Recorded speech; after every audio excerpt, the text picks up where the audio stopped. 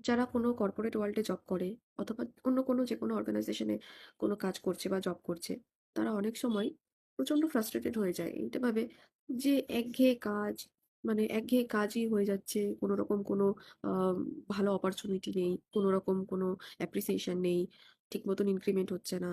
হ্যাঁ, ম্যানেজারের খ্যাচখ্যাচানি, তারপরে অফিস পলিটিক্স, এই সমস্ত কিছু নিয়ে মানে প্রচণ্ড ফ্রাস্ট্রেটেড হয়ে যায়।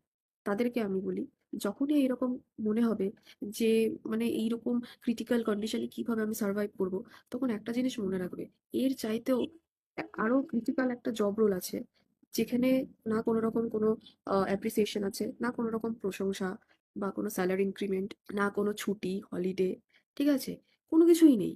ইভেন মানে তাও কি মানে কর্পোরেট ওয়ার্ল্ডে বা যাই হোক, ইচ্ছা করলে আমি জব কুইট করে দিয়ে চলে আসতে পারি, কিন্তু ওইটা এমন একটা জায়গা যেখান থেকে আমি চাইলেও কুইট করে আসতে পারবো না। মানে যতই আমি ফ্রাস্ট্রেটেড হই আর যতই আমি মানে আমার না ভালো লাগুক, আমাকে কাজ করেই যেতে হবে। আর ওয়ার্কলোড কখনো সেখানে কমে না। ওয়ার্কলোড হচ্ছে সবসময় বাড়তেই থাকে।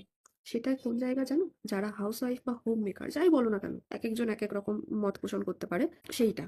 মানে যারা বাড়িতে থেকে 24/7 বাড়িটাকে মানে কি বলবো একটা ইঞ্জিনের মতন চালনা করে, তাদের কথা বলছি। তাদেরকে মানে সবসময় একটা প্রেশারের মধ্যে দিয়ে যেতে হয়। কিন্তু তাদের কিন্তু কোনো রকম কোনো ইনক্রিমেন্ট বা কোনো কিছুই নেই, অ্যাপ্রিসিয়েশন কোনো কিছুই নেই। কিন্তু তা সত্ত্বেও তাদেরকে সেইটা মেইনটেইন করে যেতে হয়।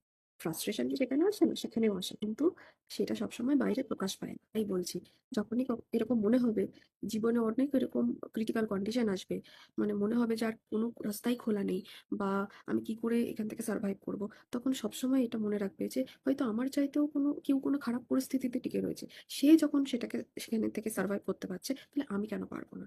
তুমিও নিশ্চয়ই পারবে।